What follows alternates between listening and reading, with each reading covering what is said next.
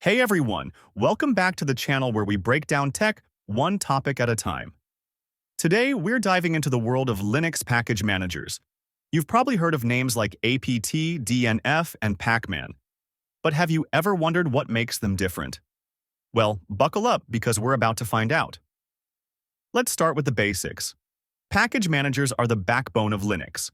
They help us install, update, and remove software from the terminal. Each distribution has its own preferred tool. So, let's take a closer look, starting with the Debian-based APT. APT, short for Advanced Package Tool, is the default package manager for Debian-based distributions like Ubuntu and Linux Mint. It's been around since 1998, and for a good reason. It's easy to use with commands like sudo apt install to add software or sudo apt update to refresh your package list. Whether you're setting up a new system or simply maintaining an old one, APT makes the process straightforward. For instance, if you're looking for an application, a quick search in the terminal can pull up available options from the repository. Pretty neat, right? APT's strength lies in its massive software repository. Whether you're looking for a text editor or a complex development tool, you'll probably find it here. But it's not perfect. Dealing with third-party repositories can sometimes lead to dependency issues. It's not a deal-breaker, but it's something to keep in mind. Next up, DNF, or Dandified YUM, used by Fedora and other RPM-based distributions. DNF came to replace the older YUM manager back in 2013. And let me tell you, it's a game-changer. It's faster, supports plugins, and even handles downloaded RPM files seamlessly with the local install command. For example, with APT, you need an extra tool like dpkg to handle local .deb files. DNF? It does it all in one step. And if you're coming from YUM, DNF's command structure will feel familiar, just with added polish. Plus, DNF's improved dependency resolution and support for modular repositories make it a strong contender for managing modern systems. And finally, Pacman.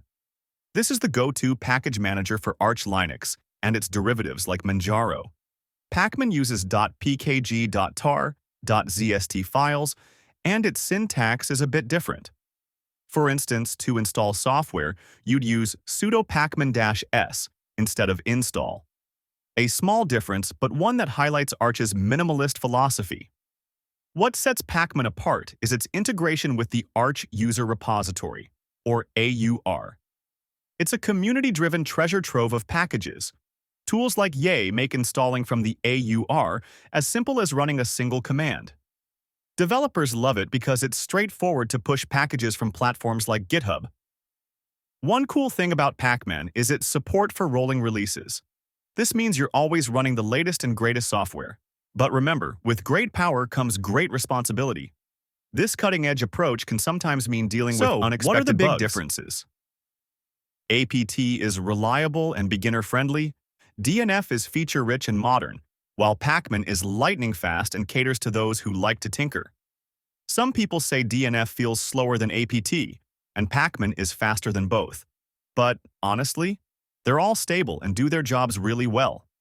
That said, the choice of package manager often boils down to the Linux distribution you're using. And if you're new to Linux, starting with something like APT or DNF will make your learning curve much smoother. Now, is one better than the other?